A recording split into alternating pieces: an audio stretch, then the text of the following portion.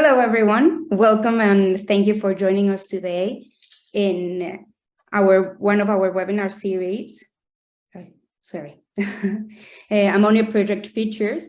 Today we will focus on renewable ammonia projects in Northwest Africa.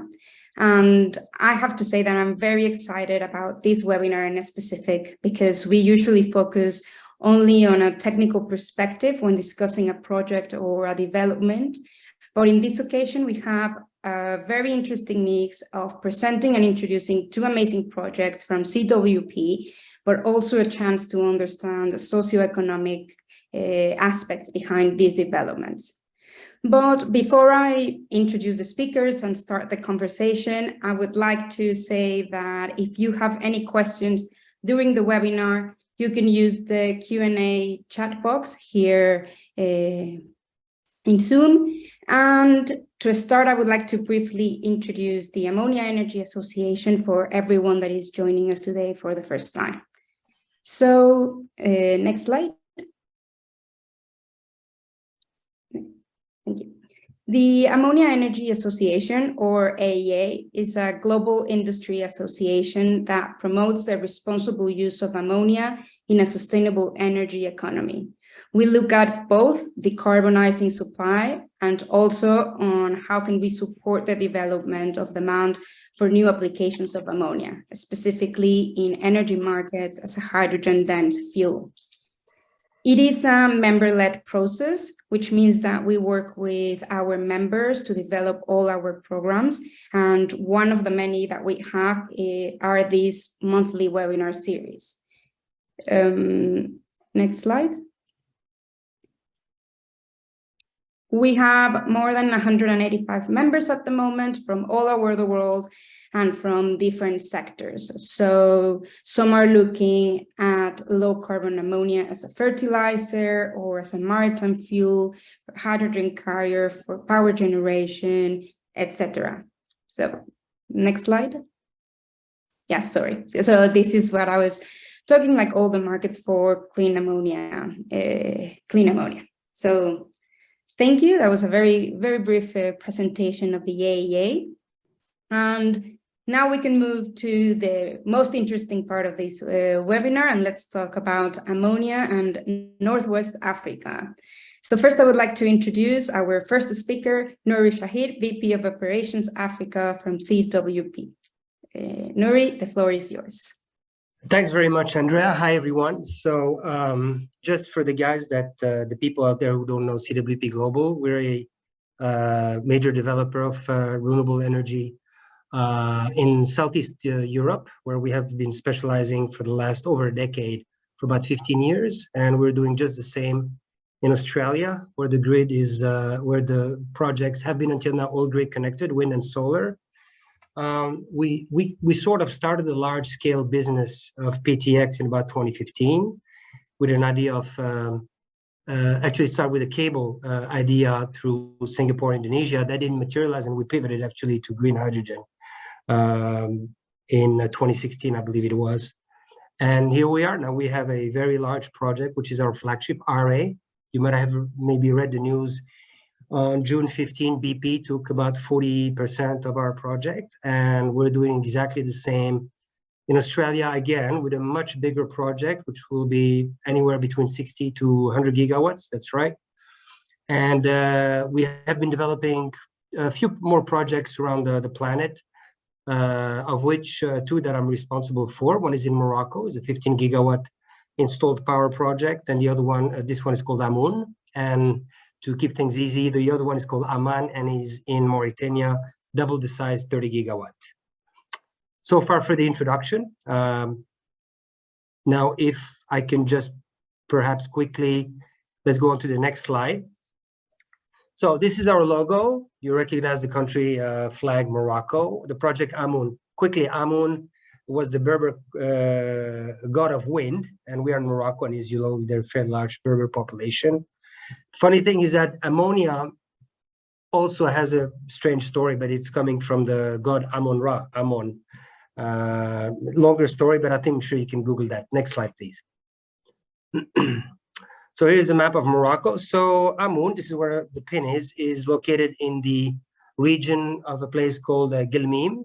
And more particularly, we are in the Tantan province on the coastline, spanning about 120 kilometer or more or less 100 kilometer going towards the coast to the southwest, and about 20 to 30 kilometer inland. Next slide. So here are the numbers. Right now, we're developing phase 1, which is spanning over an area of about 200,000 hectares. We think the split right now, but this will change, of course, that is changing every year, probably a couple times a year, 50-50 solar to wind ratio, 3 gigawatt of installed power for wind and 3 gigawatts for solar, generating anywhere between 2 to 2.5 million tons per annum. Then our phase 2, another piece of land, which will come probably a year and a half later, is a bit larger, 300,000 hectare, again, 3 gigawatts of both wind and solar. Not all of the land will be utilized. That's why you still see the same number of generated power for a bigger land. Then phase 3 is really a wild card. We will see how that plays out, but I don't think this will start anywhere. The development will start anywhere prior to 2024, and it could be anywhere from 70,000 to 320,000 hectares of land to generate anywhere between almost 1 million to 4 million tons of green ammonia. Next slide. So that was for AMUN Morocco. Now going to Amman, Mauritania, which is Morocco's neighbor just south. Next slide. So there we have a basically one very large piece of land, which is east of Nouadhibou, about 150 kilometer long, going from west to east, and about 60, just under 60 kilometers wide from north to south. The exact number actually is 850,000 hectares. Next slide. So there, even though it's one piece of land, of course, it will also be staged into various phases, at least 2 phases, but possibly more. Now, the project is double the size that of AMUN in Morocco. So this is a $40 billion capex. Morocco will be probably around 20 billion or just under that. The power production is huge. It's 110 terawatt hour, which we foresee. And right now, Mauritania is generating about just over 1 terawatt hour. So we're talking about multiplying by 100 the electrical power generation. Green hydrogen production, 1.7 million for 10 million tons of ammonia. Green ammonia exports, well, anywhere from 4 to 10 billion. That really will depend on the price of ammonia. Normally, phase 1 should be completed around 2029, with first exports by the end of 2029. And phase 2 will come from probably 2032 to 2033. And will go on for a construction period of about probably at least 15 years in total. And we'll also put to the disposition of local population anywhere from 50 to 150 million cubic water of potable and irrigation water. And then voila, that's it. Great. Thank you very much. Nouri, just one quick question. What would be the primary use of the ammonia produced in? Okay. Well, I mean, ammonia, so far, the majority of the traditional market for ammonia has been the fertilizer plus the chemical explosive, industry. So ammonia market, I mean, in Morocco, you have one of the largest actually off-taker of traded ammonia is OCP, Officiel Rifian Phosphate, which takes about, now over 2 million tons a year. So that would be a third of our production. But of course, we have the bunkering fuels segment, which is coming into play, and that's going to play a lot in Morocco, which is already a big bunkering market, especially in the north of Morocco, Targemet, so all the boats going in and out of the Atlantic Mediterranean, transiting through there.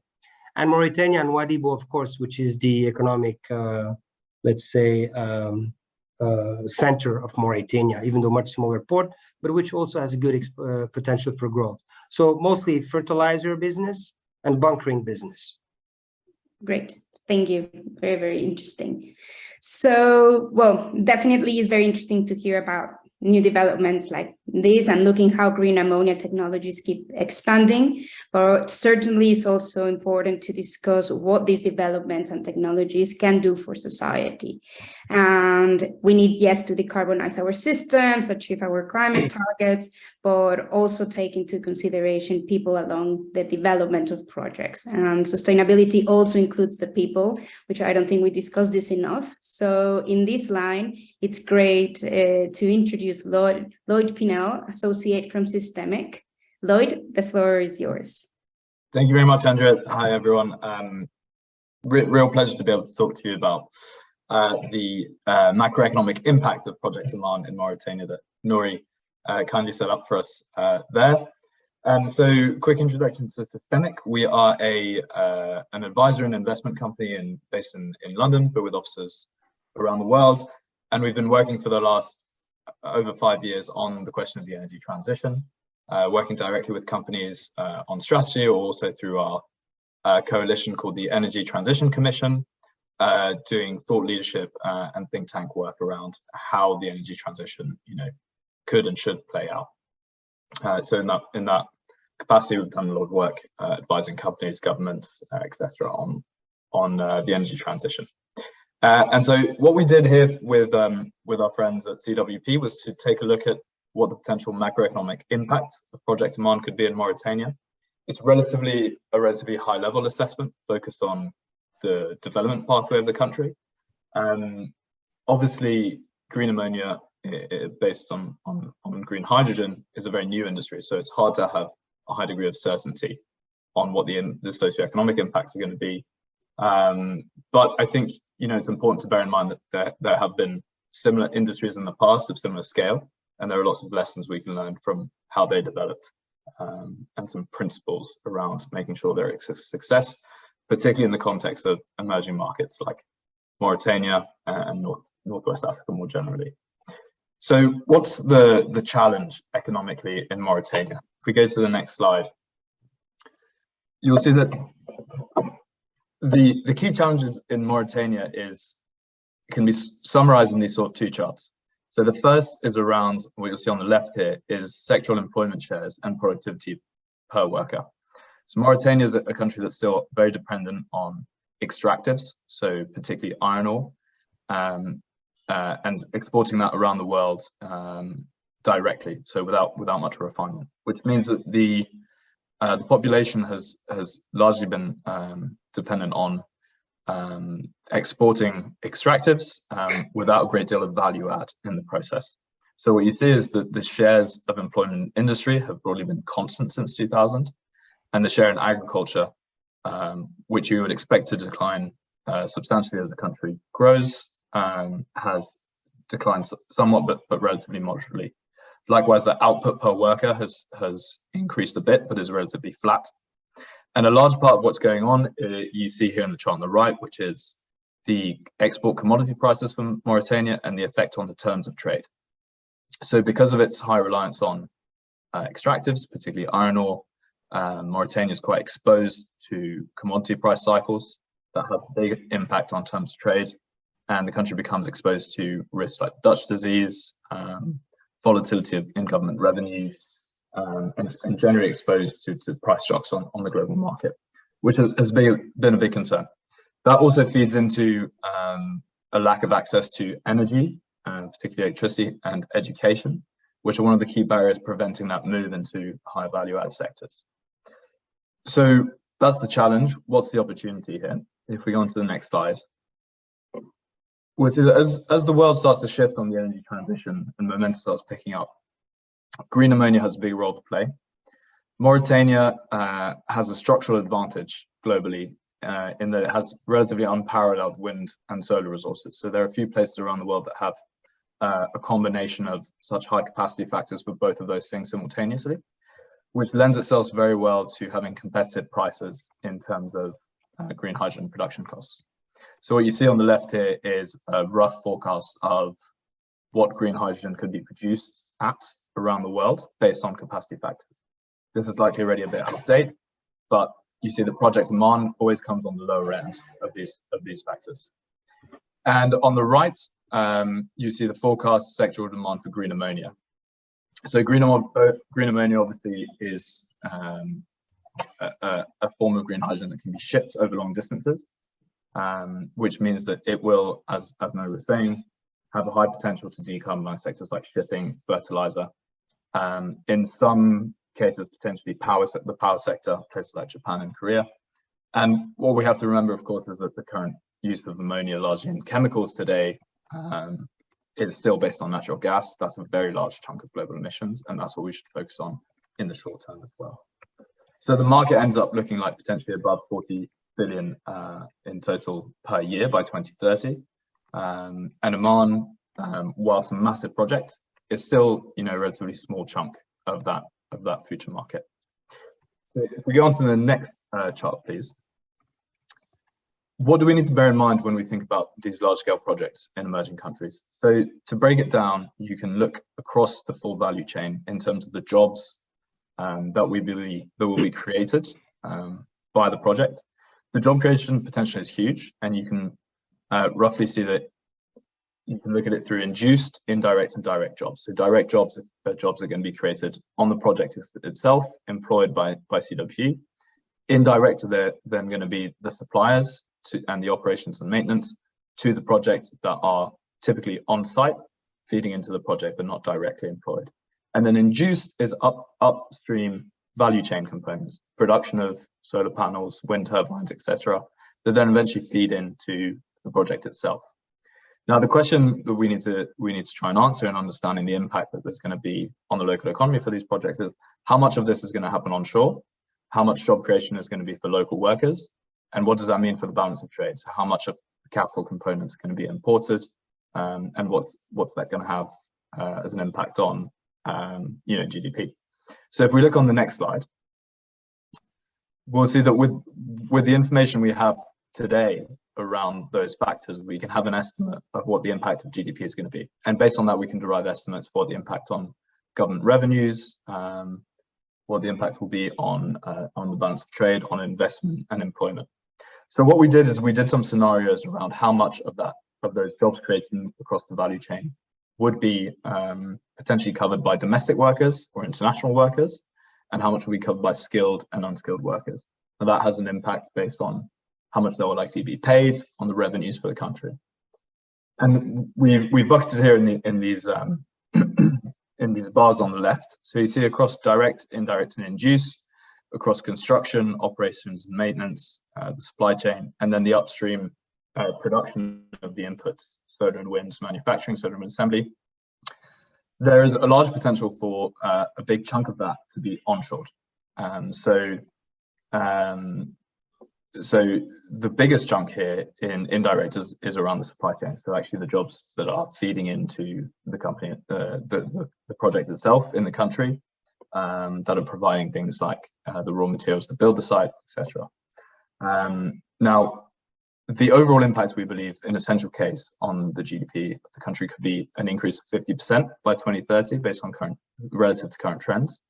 But when you go to a scenario where you maximize the amount of local workforce participation, so ensuring, for example, that around half of the towers, cabling and foundation for wind turbines are produced in Mauritania or installed in Mauritania, then you can add an extra 10% to GDP based on current forecasts. So if we jump to the next slide, there's another aspect of this project that Nouri alluded to that is really crucial in understanding how it's going to affect the socioeconomic development of the country, and that is the impact on the supply of electricity and the impact on the supply of water. So CWP is committed to a gigawatt of electricity being provided to the local country, and around 50 gigalitres of water from desalination being provided as well to local populations. Now, those are massive figures relative to what exists in the country today. As I mentioned, Mauritania has a real problem in terms of access to electricity that's holding back growth, and likewise potable water is a real concern to support sanitation, direct consumption, drinking water, etc. Mauritania is actually particularly exposed also to water challenges with climate change. That's not something that's going to happen in the future, that's happening today.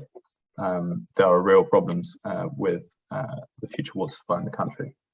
So what you see in these charts is firstly the current annual electricity demand and the current national potable water supply, then with the population growth and economic growth expected in the country, you'll see then the forecast growth in demand for those two things over the next 10 years, 15 years, which takes you to the total electricity demand and the total required annual potable water for Mauritania by 2035. Now then what you see in the blue is the additional potential that could come from Project AMAN. So you see that the increase in the supply of electricity could really play a massive role in bridging that shortfall between what exists today, what's planned over the coming years, and how much demand is actually going to grow in this country. In addition, on the left, due to the fact that the cost of those renewables is going to be very low, the electricity coming onto the grid, if the transmission and distribution can be built out to connect populations, would reduce costs, we think, by around 50%. So a massive impact on electricity prices as well for consumers. How am I doing for time, Andrea? Sorry, I haven't checked. You have 1 minute left. 1 minute. Okay, in that case, I'll try and wrap up. So just on the next slide, if I could. I think I'll skip this one, just go to the next one. This is around the potential. There is a potential use for that water for desert agriculture, which could increase local production of cereals. There are different options for how you could use that most effectively. That's a real interesting area. There has been examples like in Tunisia, where water from renewables desalination has been used for desert agriculture to improve local food security. A really important aspect around here that I won't have time here to go into much detail is resource revenue management. So it's very crucial to set up the right institutions to manage the revenues from this project that will come into the government. And what you do with those revenues will really depend on two crucial things: the time horizon of those natural resources. So will they provide revenues for the government over a long period of time or a short period of time? And what is the current capital stock? What is the current level of development of that country? And you'll see that Mauritania sits in the bottom right quadrant of this framework for understanding how best to manage the resource revenues, where the key for the country in this case is to focus on domestic spending, so boosting the economy locally, and macroeconomic stability, so providing counter-cyclical spending with revenues from the project to ensure that it's not exposed to those massive volatility we saw in the terms of trade over time. So if I could just finish on the 4 key actions to bear in mind when thinking about the impact of these large-scale renewables projects in Northwest Africa and emerging markets more generally. What are the 4 key things I would say to look out for to ensure that it benefits the local population, boosts growth as much as possible? One is to ensure that a stable tax agreement has been agreed up front, that it's generous to the local population, and that the institutions are built out ahead of time, understanding this framework with a view to spending the money in the right way to avoid inflation and to make sure that growth is sustainable over the long term. Then it's around maximizing local employment and investment. So onshoring as much as possible the sections of the supply chain that can be onshored with a certain amount of boost in education and training facilities. And there's some great examples of projects in the region that have tried to do that. In Morocco, you have the Nouri Chahid plant that has a training academy for renewables engineers. It's been very successful. And you also, lastly, you really need to ensure some degree of local access to the water and the electricity supplied by the country, because it can have a massive return on growth in the country. Yeah, I think I'll leave it there. We can cover more in the questions. Thank you. Great, yeah. Perfect. Thanks a lot, Lloyd.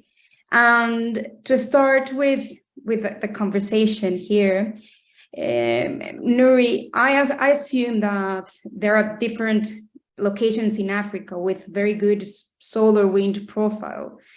But then we are talking now about Mauritania and Morocco to develop these projects. What is needed to go from a suitable location with good solar wind profiles to actually developing the project? Okay. Well, I think it all starts with the government. I mean, you want to have governments that are very open to new ideas, and are progressive and totally get it. And this has been the case in Morocco and in Mauritania. That's the first, that's where you start, because you cannot do anything if the host government is not on board on this. It's very difficult to do anything, especially when you need domanial land, which is land owned by the state. Now, if the land is privately owned, like if you go to Argentina, you talk to a land an owner that has a little bit of money, well, he could have 100,000, 200,000 hectares. So it's not bad, but you don't have these landowners in Morocco and Mauritania. So this is different case. So that's number one. Number two, you really need to have, of course, besides, well, you have a few factors. So you need not only good renewable energy resources, but you need to have proximity to a lot of water, which unless you're in Labrador in Canada or somewhere, it's not a lake, it's got to be the sea. And you need to find vast areas that are unpopulated, obviously. So, and typically these are deserts, funny enough. I mean, to have a lot of wind and solar, very few people by the coastline. So usually, just go Morocco, Mauritania, and then you go, Greenhorn, and then you go the opposite of the equator, Namibia, and then you go Argentina, but then you can also go north to Canada, US, some parts. So, and then there's a whole battery of criteria, cost of money in the country, labor, building capacities. I mean, the list is really endless. That's why it takes so many years to do projects like that, because they're really big. Technically, it's not that complex. I mean, the algorithm and the modeling is complex, but we're not making mobile phones. We're not making cars. We're making hydrogen. So it's not doable. But just the sheer scale is very, very impressive. And then time is against you, because things happen during years, and so you can build one of those. It takes 15 years to build something like Mauritania. Probably more if you put into phases and you have gaps in between phases also. So you need all these factors, I think, to be successful. Yeah, absolutely. And Lloyd, would be like in a socioeconomic aspect, what would it take to actually develop like a project from having the idea to actually developing, and how can like this foreign investment transform communities like Mauritania or Morocco? Yeah, absolutely. Well, I think the first thing is, getting the final investment decision and raising the capital. Now, you'll have projects around the world where there's a certain degree of government support, and other cases where it's going to be largely or exclusively, privately funded. And in those cases, as I said earlier, the key is to really establishing those institutions up front to make sure the revenue management institutions are in place. And when the revenues start coming in, there's a strategy and a structure to be able to manage them over time and ensure that it doesn't have negative impacts on the economy. Managing the resource curse is really important for especially small exposed economies like Mauritania. And then secondly, it's around bringing in the local community as much as possible through electricity access, water access, and those training programs. I think those are things that will make projects a success. There have been many examples of situations where they have. Total Energies, for example, has a graduate program for African students to integrate their workforce for projects in Africa that's been relatively successful. Those are the kind of things we need to be striving for. Yeah. Great. And we got like some of questions submitted by participants before, and they wanted to know like about challenges. So for example, for Nouri, in a more technical aspect, what are the key challenges you see in these developments? I can imagine like there are a few, but for example, they wanted to know about we know one of the challenges of renewable energy is intermittency. So one of the questions was how much backup power is required to account for power failures, for example. And in the socioeconomic aspects, more social, the question about the challenge was that Mauritania and Morocco are water-stressed environments. So what are the environmental or economic challenges regarding water scarcity? So we have these two technical, but also social challenges. So let me start with the easier one, which is actually the water. So the fact, what we're doing, of course, it would be stupid to just have a project as an island and just exclude the environment in which we are. So what we're doing with electricity, water, obviously a little bit of hydrogen for mobility, and oxygen, because we're going to have massive amount of oxygen, which are actually going to be ventilated. So water actually is a no-brainer because we have a lot of desalination we can do, of course, as long as it's done in an environmental, harmless to the fauna and flora, sea fauna and flora and things like that. But desalination is fine, especially at the Atlantic. It's a big open ocean. So what we do is that we make the local population benefit. So we never desalinate, or our intention is never to desalinate enough water just for the project, but we can desalinate double the amount of what we're, are needing. Right now, it looks like that the requirements will be, let's say in Mauritania, to desalinate probably the same amount for mining, for the refining process of mineral, for agriculture, for water, of course. Morocco is just the same. So local populations or governments are going to get water. They're going to get cheap water, anywhere between 60 to 80 cents a cubic meter. Probably that's a reasonable price. The same cost of water you have in Saudi or UAE, for instance, except that ours will be made from renewable energy, not from gas or oil, okay, or coal or whatever. And then we have the hydrogen aspect, which is very small. Now, the battery, the storage issue, this is the complex one. So, we thought we needed a lot of hydrogen storage for the Haber-Bosch, for the ammonia synthesis. Well, now it appears that due to change of technology improvement, we don't need as much hydrogen as thought previously, and these things will change. We will need, of course, the question is also related to the cost of electrolyzers. You have more electrolyzers. I saw a question, is it 60% of your installed power? Is it more or less? All these things are changing. I think that right now,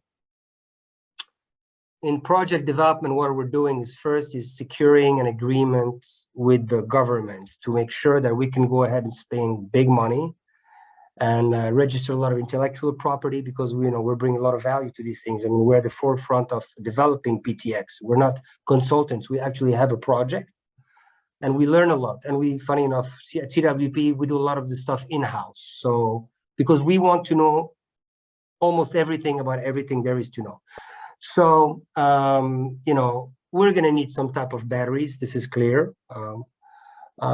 Which type of batteries. We're going to have some type of storage of hydrogen. Is it going to be salt caverns? Is it going to be bullets? They're very expensive.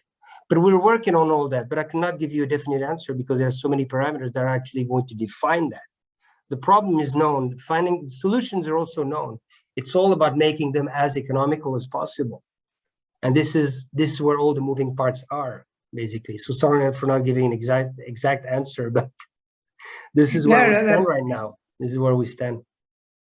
No, that's perfect. And Lloyd, would you like to comment something about some of the challenges you've seen in a more socioeconomic aspect? Yeah, I think I can just pick up on the point around water. So in Mauritania, we're talking about an area which is already very water constrained. So it's a major challenge today. There is a lack of access to clean water. And that's due to get a lot worse in the coming years. So as I mentioned, the effects of climate change are very much here already in Mauritania, and they will amplify. So any increase in the supply is going to be a real benefit. Now, when you talk about the volumes that Nouri mentioned, you start to have to think about what are you going to do, how are you strategically going to prioritize your water use. there are different things you can do with it. So the first will be directly as potable water or for use in sanitation, very important for local populations. Then you can use it in industry, in the food and beverage industry, in mining. Mauritania obviously has a lot of iron ore mining, that requires a large amount of water. And lastly, for agriculture, especially in a region where a large part of the cereals are imported. And a similar story around, the volatility of prices exists there. So we've seen the massive increase in food prices with the recent, crisis in Ukraine. It can have a real impact on vulnerable communities. So the question is, how do you, strategically prioritize that use of water? There are infrastructure questions that are quite important to answer around how would you transport the water from the point of production at Project AMAN to local populations for direct use. If you're going to use it in industry, is it feasible to build a pipeline to connect it to the iron ore mines? That's an important question. And then for farming, really you have to think about what form exactly would the farming take. So you can do an open field format where the water is either through a central pivot system or through a drip irrigation system used to irrigate a large area of land. And there you'd focus on cereals, so wheat, etc., barley, maize, and there we think you could probably boost Mauritania's food production by around 10% of cereals, so fairly substantial with the given volumes of Project AMAN. But that is relatively expensive. An even more expensive option, but potentially more suitable for Mauritania, is to do closed farming, so greenhouse-based farming, where there you could use the water to focus on fruit and veg production. So that's more expensive, but the value of the food products you produce are higher, and we're able to very much diversify the diet of the local population who today are more dependent on imports of fresh food in large cases. So I think to summarize, the water issue, as I said at the beginning, this is a new industry. We don't have many case studies or examples to base this off. But when you start to get a sense of how big the volumes are, and you start to get a sense of what the infrastructure would be required to connect populations or industries to that supply of water, you start to get an answer on, what exactly it could look like and the impact it could have on development locally. Great. Yes, and now that talking about water and the use and Nouri electrolyzers, I think like all this would need an extremely large amount of expertise, and and I think when we met, when I met Nouri, it was in Marrakesh, and I remember one of the conferences and one of the talks about creating like with university and create like students and specialized programs for all these projects. Is it like all the expertise needed to develop that inside like a program inside Morocco? Right. Nouri, I think, Lloyd, I think you also mentioned something about education. So, yeah. You want to go first, Lloyd, or for a change? Sure, yeah, absolutely. Yeah. So again, I think in terms of training the local workforce to, as much as possible, participate in this project and work on high value add jobs, right? Why is that so important? Well, because there's going to be knowledge below this. So if you train the local workforce, they're going to learn about these things, they're going to pass that on, and it's going to spread through the economy. And that, in economic terms, we talk about total factor productivity. So how productive is each worker? And that's very much based on the spillovers from local industries moving through the economy and then supporting other industries to get off the ground. That's very much what happened in success stories around development in Southeast Asia, and that's the knowledge spillovers are really crucial. I think there's broadly two strategies you can approach to try and bring your local workforce and train them up and get them to play a role in the project. One is going through a kind of local training academy route.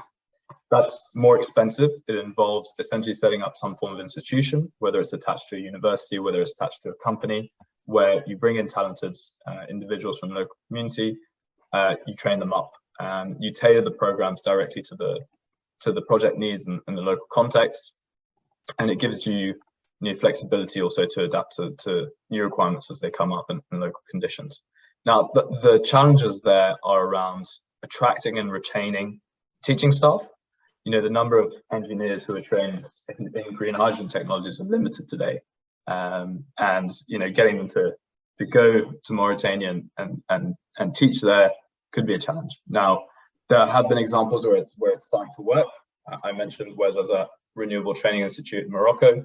There's also a center in Oman called the Middle East Desalination Research Center, focused very much on desalination, where they've gone down that approach of a local training academy. Another option is to go through an overseas partnership. So you can create a program to train your local workers in leading foreign institutions. There's a partnership between ENI, an energy company, and the University of Pavia, for example, that does that process of sending people out and bringing them back. That's potentially low risk. You have less capital costs because you don't need to set up those training institutions themselves, and you don't have that difficulty in attracting and maintaining the teaching force. But there is a risk of brain drain. They could potentially be trained overseas and stay away. And you do have a certain amount of reliance on foreign institutions that limits your control over the exact shape of the program. But to summarize, I think it's possible, it's crucial to make that part of the project, and the return on investment for the country is massive, right? Because it's not, in the grand scheme of things, all that expensive to create these training institutions, and the potential productivity spillovers for the economy are huge. Okay, so if I may have a crack at it. So there's also one thing which is very interesting, especially during the construction period, which, as I said, will go for at least a decade. The word of the game is dig. I mean, literally. So 15,000 people, out of which half don't have to be actually technically qualified. So what you do is that you give a lot of work to unemployed people that currently don't have an income, probably don't have a permanent address, don't pay taxes, and you train them on site. You tell them exactly what to do.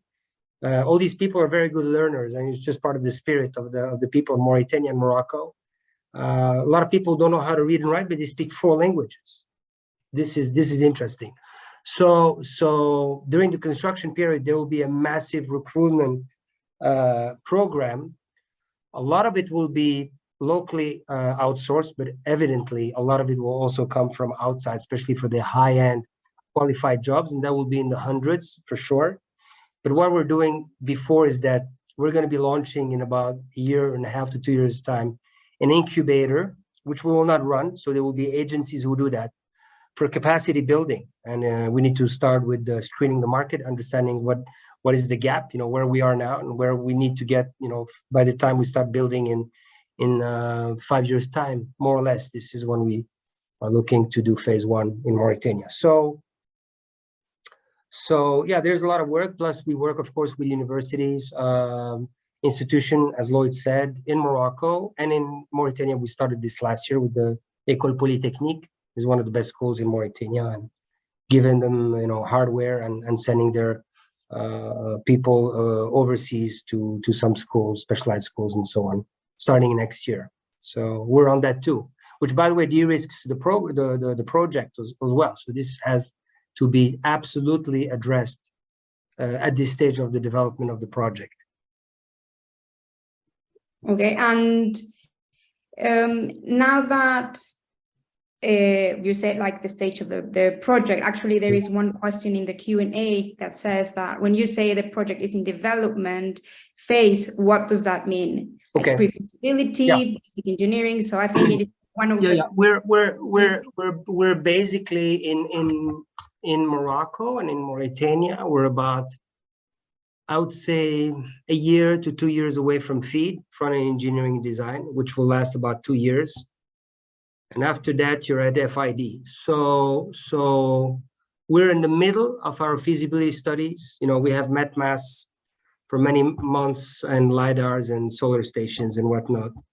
We've already done some environmental screening. Now we're going to start next year the full impact, assessment analysis. So we're really in the feasibility, doing our layout of the project, which will be modified. I mean, there will be a few iterations by the time we start FEED, but we're really I would say at the middle of pre-feed. So we're at the pre-feed stage. Okay. Cool. And I've also been looking at some questions about costs, which is, I think, a lot of doubts about that. And I don't know, that like what I've been seeing here is they're asking at what point, what are the expected levelized cost of power and ammonia, and what are the costs for electricity and ammonia generated by the project? So I don't know if you have like some idea about costs or... I'll tell you how much for the answer. Okay. It's funny though, a year ago, everyone was concerned about production costs. Now everyone only cares about what will be the sales price. Because, you know, making green ammonia today is cheaper than 1,200 ton, or whatever it is. I mean, it keeps changing, but it's usually between $1,000 a ton to 1,200, 1,300, depending from where it's shipping from. I mean, this is huge money. So, you know, the question is, what will be the sales price, you know, 6, 7, 8 years from now? Will it stay at 1,000? Will it go back to 300? We don't think it'll ever go back to 300 or even 400. Will it be around 6, 7, 800? Maybe, very likely. It could still stay at 1,900. So, you know, production price can be anywhere between 400 and 700, I would say, 750. Right now is a bad time to look at, you know, materials, OEMs. You know, the price of solar panels, wind turbines are actually up slightly, but we don't think this is just, well, we think it's a hiccup, then it will come down. But I mean, there's a lot of unknowns. So this is a tough one. You know, price of hydrogen, you know, you can make very cheap, like really super cheap intermittent electricity. Sure. For a cent and a half. Now, solar, I think the auction, the lowest was a cent in Saudi, but let's be reasonable, a cent and a half, and maybe 2 cents to 2.5 cents for wind. But, you know, if you need base load, you can easily double, maybe even triple that, because this is a different ballgame. But then again, depends on, you know, how we can store, you know, what type of batteries and things like that. So, and how much of it do we need? You know, so you it's know, too early to start. Yes, it's too early, but I don't think we've even reached the period in which we're in a funnel. Things are way too hectic right now. It's okay, you know, the Egyptians also, when they were building pyramids, they do you know, a business plan with long-term projections. You have to start doing something. And a lot of this market actually is going to be driven by offer. So we'll go back to probably offtake and capex and whatnot. But I mean, we know we need this transition, so it needs to happen. And que sera sera. But I mean, of course, it's an educated guess. But we can't wait to know everything before we make a decision on for sure developing the project. You know, building it is something else. But when we build it, we're only at 3 years away from operations. So right now we're really far away from the start of operations. So it's not the right time to ask. We think we know more or less, but it's really can't give you an answer on that. Yeah. And Lloyd, do you see like like the costs and the project and the impact on the society, like in this aspect? Yeah, I would just say on costs, you know, we're obviously experiencing an exceptional period for natural gas prices, but we also continue to underestimate the cost reductions in these new technologies. So solar and wind have respectively come down in price in LCOE terms 85 and 70% in the last 10 years. No one saw that coming, right? And electrolyzers and batteries, which are two of the input components here to Project AMAN, are just starting a massive cost curve reduction as well. So as costs come down as you know, production scales, the more you have installed capacity, the more you have learning by doing, the more those costs come down. So don't look at today's battery prices and electrolyzer prices to understand what the price is going to be in 2030. You need to look at those cost curves and understand how much they're going to come down. And the reduction potential is huge, but only if we get projects like this off the ground. If we start doing these things at scale, the cost will come down. So, you know, it's chicken and egg. We need to start to get this thing going, and then we need to start looking at where the prices are actually going to come down to in the next 10 years, because that's what we need to bear in mind. And I think when you start looking at those time horizons, you know, the competitiveness against a fossil-based route like natural gas for fertilizers becomes a very compelling case, and that's what you need to bear in mind. But we need to get the initial scale going to tip those, you know, those new industries to bring those costs down massively. Yeah, and yes, because I imagine, like, if now we see like renewable projects years ago to compare to today, we can see like how prices have reduced, and we can't. I'm expecting we are expecting the same to happen with green ammonia. So yes, absolutely, I agree. And this is a personal question. Lloyd, at what time do companies or development should start looking at these like socioeconomic aspects? In what point of the like technology development? I don't know, Nouri, what was the case for CWP? At what point you said like, let's talk to SYSTEMIQ? Well, I think it was very clear. You know, I mean, these are more than transformative projects. They can terraform a whole country. I mean, they literally change, and you have to be very careful because, you know, always having too much money can also be a problem sometimes if you don't know how to manage this. And so for us, it was very clear from the beginning. This is why we were actually the first one. Well, in Mauritania for sure. I don't even think there was another study ever done, but in the region, we were definitely the first one already in 2020 when we decided to launch this study. Sorry, it was 2021. So actually, it was over a year ago, and it was very clear for us that this would be a priority because I think the nature of the project also has deepened in the way that we are more and more integrating our project with a local ecosystem. You know, originally the idea was just to produce hydrogen to make ammonia and to ship it out.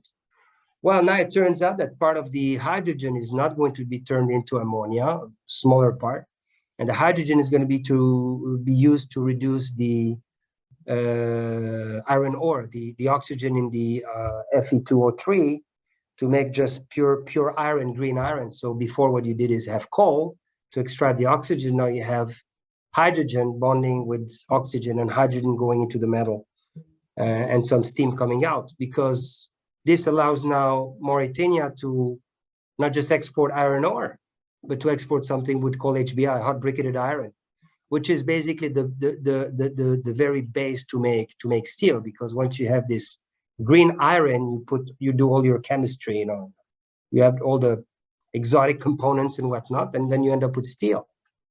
So, and by the way, this is a very good way to also ship hydrogen. So this is a good thing for ammonia too, because it really makes the whole green hydrogen business more interesting. Because if it were just ammonia, you know, I mean, shipping hydrogen is a nightmare. We know that's not going to happen. People are very, you know, everyone now thinks they can be importing hydrogen. Well, that's not going to happen for 20 years, I guarantee you. Okay. Unless you're very close to a factory or something, but even 1,000-kilometer pipeline hydrogen is not going to happen. So ammonia is definitely a need, and not cracking it back because there will be a big ammonia market as such. But of course, shipping hydrogen under the form of iron is also very good, which again makes the whole Power-to-X business much more interesting. And that is very good for ammonia, because that means there'll be more projects. And of course, as a consequence, more green ammonia on the market. Yeah. Okay. And well, Lloyd, I don't know if you want. Yeah, I would just say, you know, in terms of when you should start thinking about these things. So to some extent, this industry doesn't really exist at scale yet. So you could forgive yourself for not immediately delving into the finer points of the socioeconomic development. But at the same time, you know, we do have a lot to learn from. The oil and gas industry has been around the world. The mining industry has been around the world. There are success cases and there are failures, and particularly for government. And I think this is especially important when government revenues themselves are at stake, when there is some form of local support to get the project off the ground. You do really need to think about the future of the market, how the project is going to fit into global trade, and whether you're certain that it makes sense. Now, we have very high conviction in terms of shipping green ammonia for a subset of industries around the world. But as Nouri said, there are other projects that are talking about shipping hydrogen over large distances, and you really need to interrogate that early on, I think, to make sure you get it right, because ultimately there are dollars on the line for local populations that have other uses of that. Now, I think as the project evolves, you'll need to get deeper and deeper into exactly how this will impact the local economy. For now, it's necessarily a relatively high-level view. But if a project like this is going to happen, I think I would reiterate that the institutional capacity building is very important from the outset, right? So setting up the structures to manage the revenues is crucial for those political risks Nouri referred to, right? We have countless examples of resource curves where a sudden increase in revenues in an otherwise small and exposed country has really led to more harm than good. So it's very important, I think, to think about that ahead of time. No, yeah, absolutely. And well, we just have 4 minutes left. I would like to ask one last question, unfortunately, because I could keep going for hours and hours. But Nouri, Lloyd, what's next? What's next for CWP in Africa? More projects, the same, focusing on the same, the ones that are now. Lloyd, SYSTEMIQ, yeah, what can we expect in 5-10 years? Nouri, do you want to go first? Sure. So I think that, look, in Morocco, we have one project. I think we're going to launch a second one. In Mauritania, I think we're going to stick with one project. There are a few more windy, sunny places around the coast of Africa where nothing's happening. So maybe you'll find us there in a year or two. Latin America is also expanding. So we really have already a fairly nice portfolio of projects where actually, as I said, work is actually happening. It's not just paper and 3 guys and a dog, right? I mean, we're with Australia now probably close to 180 people. And, the hydrogen business, we're only a few, 20, 30. I think we'll start talking about money soon. Someone raised, money and capex and offtake. Offtake will come last, when the laws are around, and there will be offtake, obviously. Capex, yeah, we need to start engaging soon. Not with big balance sheet companies who actually are going to build these things, but with the multilaterals, with the banks and things like that, just to make sure that we're on the same page that decarbonizing is important, and that it is important to do projects in Mauritania, in Morocco, and in Africa. Because Africa, Europe can rely on two things when it comes to Africa. It's going to be food security, believe it or not, and energy security. These are 2 other interesting topics. Yes, that may be for another webinar. Yeah, totally. And ammonia plays a part in it, fertilizer. Yes. Look at what OCP is doing in Africa. This is very, very significant. And it's just a start. So, okay. Thank you. Lloyd, one final Yeah, well, to conclude, I guess, echoing Nouri, we're very excited to keep working on this and to see how the industry develops. It's a massive opportunity. Africa, sub-Saharan Africa in particular, has a comparative advantage here. Northwest Africa has a comparative advantage. They could play a really pivotal role in the global energy transition, could bring them in to the global economy, becoming much more closely tied to other countries in terms of trade links. And it's potentially transformative. Those GDP figures plus 50% in the next 10 years could be huge.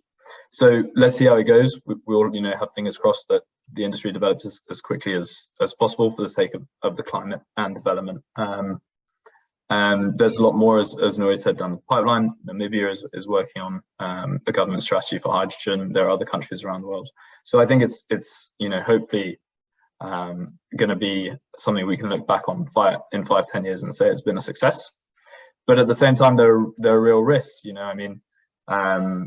In Europe, if a lot of fertilizer production becomes outsourced to other parts of the world, that's an industry that might decline. And how Europe reacts to losing heavy industry to places with cheaper renewables is an open question. So you're starting to see some policies come in the pipeline, like the carbon border adjustment mechanism in Europe, higher carbon price in Europe, that could really start transforming industries in the coming years. I'm personally very excited to see how it all plays out. But let's focus on getting projects AMAN and other projects like that up and off the ground in the coming years.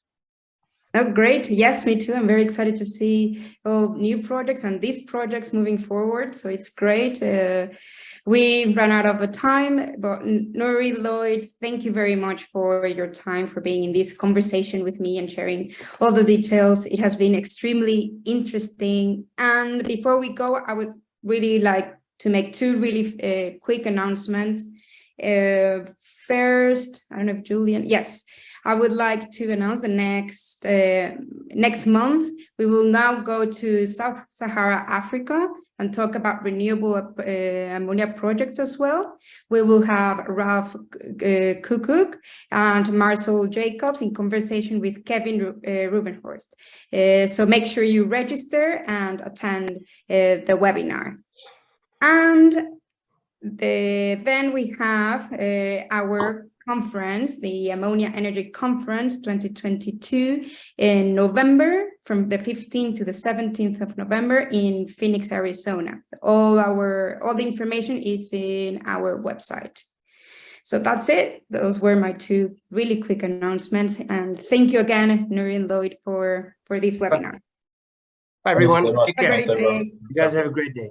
Bye. Bye-bye. Bye.